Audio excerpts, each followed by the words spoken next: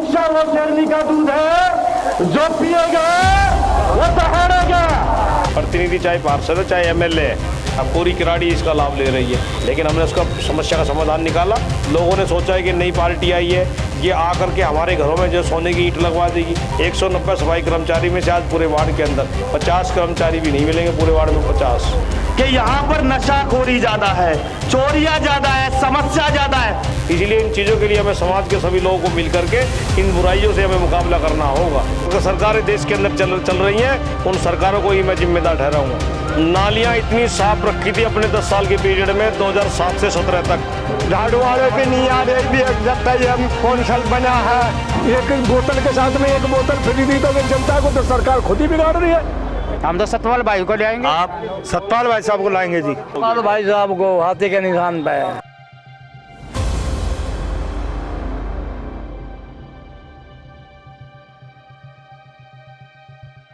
अगर आपकी इजाजत होगी तो चिंगारी आप बनिए, बम हम बनकर काम करेंगे। तो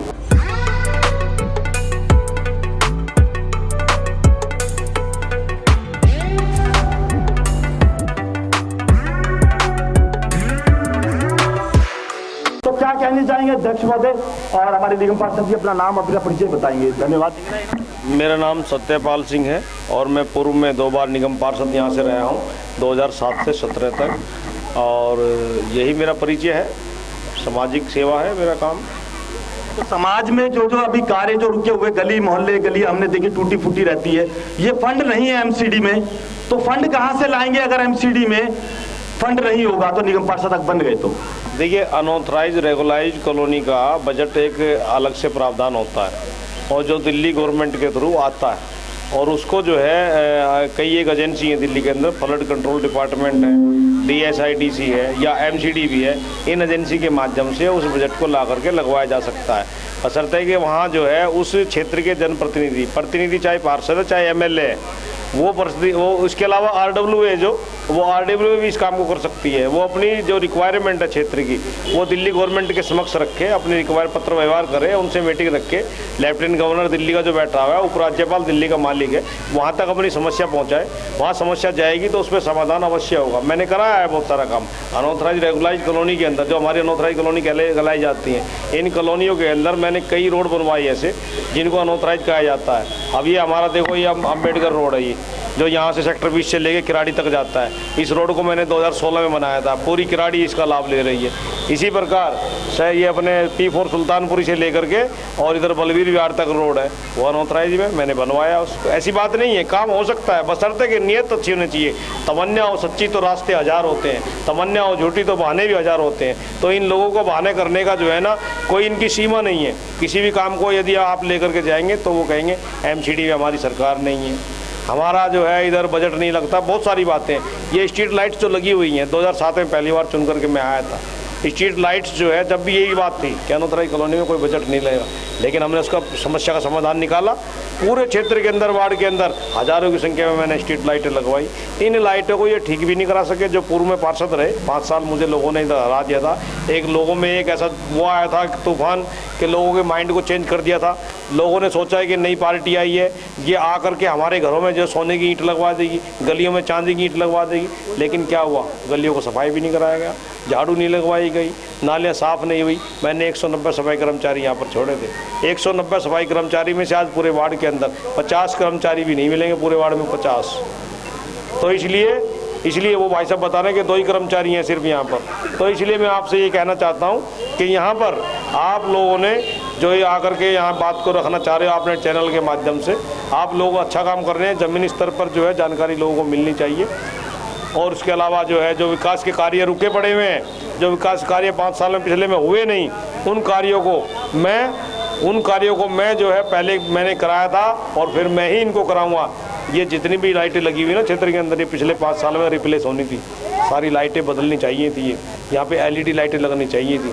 ये LED लाइट ना लग करके जो पुरानी लाइटें लगी उनमें आधी लाइटें तो ख़राब हो चुकी हैं और आधी लाइटें ख़राब होने के साथ साथ कुछ लाइटें पुरानी हो चुकी हैं। इनको बदलना चाहिए था, ये नहीं बदली गई है। ये भी एक मोटा भ्रष्टाचार हुआ है यहाँ पर।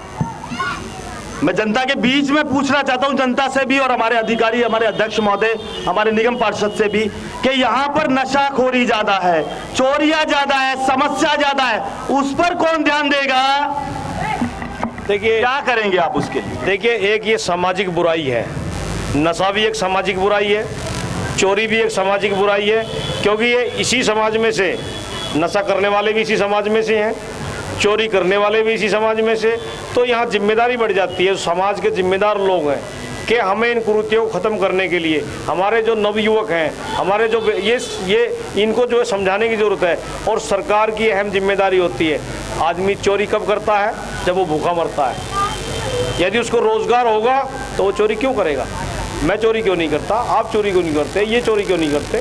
जिस इंसान को रोज़गार नहीं मिलेगा सरकार से, सरकार की जिम्मेदारी बन जाती है कि सरकार जो है हर इंसान को रोज़गार दे।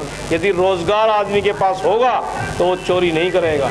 आज वो नशे की जो आपने बात करी है, नशा भी करते हैं लोग, बहुत सारे बच्चे भी, नवयुवक जो है नशे की तरफ गए हैं, उनको एक सामाजिक बुराई की तरफ धकेला गया है। सामाजिक बुराई से हमें जो है मिलकर के सबको मुकाबला करना पड़ेगा, तभी ये समस्याओं का समाधान हो सकता है। क्योंकि नशा एक ऐसी बुरी चीज़ है जिससे जो है इंसान की ज़िंदगी ख़त्म हो जाती है। इसलिए इन चीज़ों के लिए हमें समाज के सभी लोगों को मिलकर के इन बुराइयों से हमें मुकाबला करना होगा, यही मेरा मानना है। गैर कानूनी जो सामान और जो नशा बिकता है वो गली मोहल्ले जय कॉलोनी में बिकता है, पॉश एरिया में नहीं बिकता। क्यों? इसकी वजह क्या है? कुछ बताएंगे मान्यवर जी? कोई भी अगर जो कोई कार्य होता है, कोई चोरी कर रहा है, आवाज़ आ रही इससे आपको? कोई चोरी कर रहा है तो वो भी बेरोजगारी की वजह से कर रहा है। कोई नशे की चीज़ बेच रहा है, नशे का व्यापार कर रहा है, तो वो भी एक बेरोजगारी है। यदि रोजगार सरकार उनको दे दे, नवयुवकों को रोजगार दे दे, तो वो लोग कभी भी इस रास्ते पे नहीं चलेगा, मेरा ये मानना है। इसलिए मैं इस बात को सरकार को ही जिम्मेदार ठहराऊंगा, जो वर्तमान में सरकार चल रही है और जो पिछले 70 वर्षों से भी ज़्यादा जो सरकारें देश के अंदर चल रही हैं, उन सरकारों को ही मैं जिम्मेदार ठहराऊंगा। इन सरकारों की जिम्मेदारी बढ़ जाती है कि वो लोग इस देश के जो हमारी आने वाली जनरेशन है, जो ये छोटे छोटे बच्चे हैं, इनको हम जो है सही से शिक्षा प्रोवाइड कराएंगे, सही से शिक्षा देंगे, तो ये लोग बुरे रास्तों को नहीं चुनेंगे, ये अच्छे रास्तों पर जाएंगे, ये इंजीनियर बनेंगे, डॉक्टर बनेंगे, ये नेता बनेंगे, ये इस देश की आने वाली जो संतानें हैं, इस देश को चलाने वाली संतानें हो सकती हैं। लेकिन इन सरकारों का ध्यान इस तरफ नहीं है। इस देश के अंदर सिर्फ और सिर्फ कुछ एक लोग इस देश को अपने कब्जे में लेकर के बैठे हुए हैं। तो इसलिए मेरा ये मानना है, ये सारी की सारी जो बुराइयां पैदा करी है, जो सत्ताधारी पार्टियां रही हैं, जो सरकारें रही हैं, इनकी जिम्मेदारी है ये, इन्हीं की वजह से ये सब बुराइयां समाज में फैल रही हैं। आज साथी धन्यवाद। जनता और कुछ पूछना चाहती है, आप जनता के लिए सबसे पहला कार्य क्या करेंगे जो यहाँ बड़ी समस्या है? बताओ भाई, सबसे पहले कार्य क्या चाहते हो आप लोग? बस गंदगी हटाना। नाली नहीं बनवा लो, गहरी बनवा लो, निकासी अच्छी करवा लो। मैंने यहाँ पर नालियाँ इतनी साफ रखी थी अपने 10 साल के पीरियड में, 2007 से 17 तक बिल्कुल नालियाँ नीट एंड क्लीन रहा करती थी। एक मिनट शांत हो जाए, जरा शांत हो जाए। नीट एंड क्लीन नालियाँ रहती थी, सारी नालियाँ साफ रहती थी।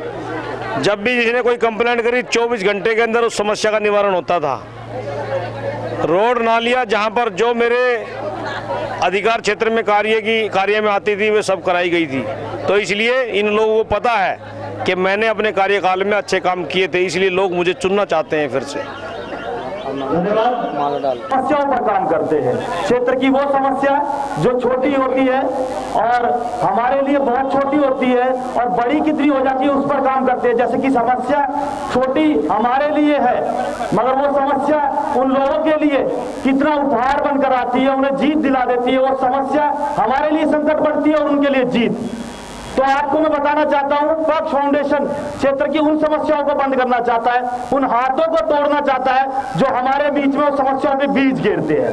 जैसे कि आप जानते हो, भ्रष्टाचार नेता हमारे बीच में हमारे वो बीज गिरकर हमारी समस्याओं को बढ़ा देते हैं और उनसे ही सरकार चलाते हैं।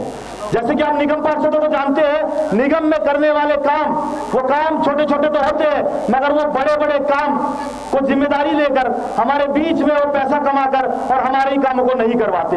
तो पक्ष फाउंडेशन एक न्यूज चैनल है, समस्याओं पर काम करता है, समस्या दिखाता भी है और समाधान भी करता है। समाधान उनसे करवाते हैं हम लोग जिनकी जिम्मेदारी बनती है, जो सरकार में बैठे हैं, जिनके अधिकार हमारे लिए बनाए गए हैं और हमारे को कर्तव्य बनता है उन अधिकारों को बताने का।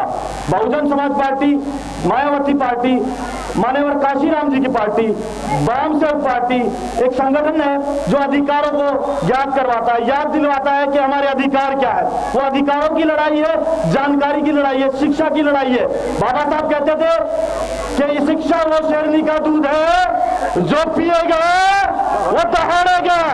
तो आप शिक्षित बनिए, हमारा कर्तव्य बनता है अपने उन साथियों को शिक्षा दिलवाना, उन बच्चों को जो सरकार हमारे लिए नियम बनाती है, हमारी पीठ को तोड़ने का काम करती है, वो सरकारें हमें नहीं चाहिए। हम वो सरकार बनाएंगे जो हमारे नियम, हमारे अधिकार, हमारे भाइयों को अधिकार मिलेंगे, रोजगार मिलेगा और हमारे समाज में वो हमारा कर्तव्य जो हमारा काम बनता है वो करने की हमारे को संस्कार दिए जाएंगे। शिक्षा तो दी जा रही है मगर संस्कार नहीं दिए जा रहे। तो साथियों, मैं आपको बता देता हूँ, पक्ष फाउंडेशन आपके बीच में एक मुफ्त बाजार खोलने जा रहा है। गरीबों के लिए मुफ्त बाजार जल्दी से खुलना जाएगा और दिल्ली में, पूरी दुनिया में सबसे पहला बाजार होगा जो गरीबों के लिए मुफ्त दिया जाएगा। ये पक्ष फाउंडेशन आपके बीच में वादा करता है कि दिल्ली में नहीं, पूरे विश्व में सबसे पहला बाजार जो मुफ्त दिया जाएगा, जो सरकार नहीं कर पाई, वो आपका ये एनजीओ, ये पक्ष फाउंडेशन करेगा। मैं बहुत बहुत धन्यवाद करता हूँ आप सभी का जो आपने मेरी बातों को सुना और हमारे मान्यवर अध्यक्ष महोदय का और निगम पार्षद जो इधर चुने गए हैं उनका भी मैं तहे दिल से धन्यवाद करता हूं। मगर मैं आपको बताना चाहता हूं कि समस्या उन लोगों के लिए बहुत बड़ी है, हमारे लिए छोटी, जिन पर हम ध्यान नहीं देते। उन्हीं समस्याओं से करोड़ों रुपए, अरबों रुपए कमा लेते हैं और हमें कुछ नहीं मिलता। हमें अपने अधिकार जानने हैं, इसलिए हम अपना स्कूल खोल रहे हैं जो स्कूल शिक्षा देगा, सम्मान किसका किया जाए और संस्कार क्या लिए जाए, क्योंकि शिक्षा सब दे रहे, संस्कार कोई नहीं दे रहा। मैं बहुत बहुत धन्यवाद करता हूं आपका जो आपने मेरी बात को सुना। मगर आप अपने पक्ष फाउंडेशन न्यूज चैनल को, जो यूट्यूब चैनल है, उसको सब्सक्राइब करिए और देखिए भ्रष्ट नेताओं की पोल कैसे खुलती है। हमारी टीम वो तोपे है जो जगह जगह लगाकर हम ब्लास्ट करना चाहते हैं। अगर आपकी इजाजत होगी तो चिंगारी आप बनिए, बम हम बनकर काम करेंगे। जय हिंद, जय भारत, जय संविधान। और क्या नाम है सर आपका? किशन फौजी। क्या कहना चाहेंगे जनता में जो कार्य करने मैं ये कहना मांगू, मैं सतपाल जी के पास जाता था, 4-5 आदमी नाला पर लगाता था, झाड़ू वाले आते थे, झाड़ू वाले भी नहीं आ रहे भी जब तक ये कौंसल बना है, ना नाली साफ करने वाले आते। इस करके 4-5 आदमी डेली देखता था मेरे को। नाम बताइए। मेरा नाम दिगंबर सिंह। क्या चाहते हैं सरकार से? हम ये चाहते हैं साहब, जब ये सरकार अगर काम करना ही चाहती, ये सरकार काम करना चाहती तो ये सरकार ने एक बोतल के साथ में 2-2 बोतल दिए फ्री, तो जिनको जनता को बिगाड़ने के लिए तो दी। ये जनता को और कुछ नौकरियां देते ना, इनके घर में और कुछ सुविधाएं देते ना, मगर ये एक बोतल के साथ में 1 बोतल फ्री दी तो जनता को तो सरकार खुद ही बिगाड़ रही है। मगर हम लोगों को क्या चाहिए? हम लोगों को देखो रोजगार चाहिए, हमारे बच्चे पढ़ने लिखने चाहिए। हमें हमारे सतपाल जी जब रहे 5 साल 10 साल तो देखो सारी लाइटें लगवाई, नालियां साफ करवाई, रोड तक के बनवाए, 3 मंजिल बिल्डिंग, स्कूल डिस्पेंसरी बनवाई, 34-35 कमरे का स्कूल प्राइमरी बनवाया। अब किसको बनाओगे? अब सतपाल सिंह नाहर को बनाएंगे। ब्याह शादी में भाई पानी का टैंकर भी आए थे, लड़की शादी होती है और सफाई भी हो रही गलिया की। अरे गली में तो हर एक उसमें तो। अब किसको लाओगे? हम तो सतपाल भाई को ले आएंगे। आप? सतपाल भाई साहब को लाएंगे जी। आप किसको लाओगे? भाई साहब को हाथी के निशान पे। आप लाएंगे सतपाल जी को लाएंगे। क्यों लाना चाहते हो दोबारा ये बताएं। सतपाल जी को सतपाल जी को लाएंगे। इसी गली में करवाते हैं। पूरा अपने वार्ड में कराते हैं, पूरे वार्ड में कराते हैं, अच्छा काम कराते हैं।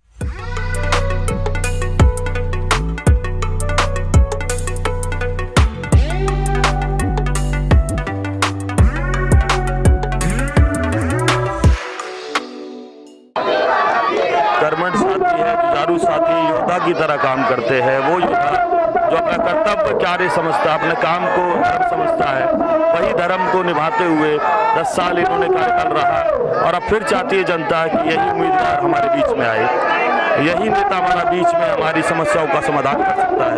देख रहे हो आप, जनता खुश है बड़ी और चाहती है कि समाज में हमारे बीच का नेता है, वही नेता हमारा साथ देगा।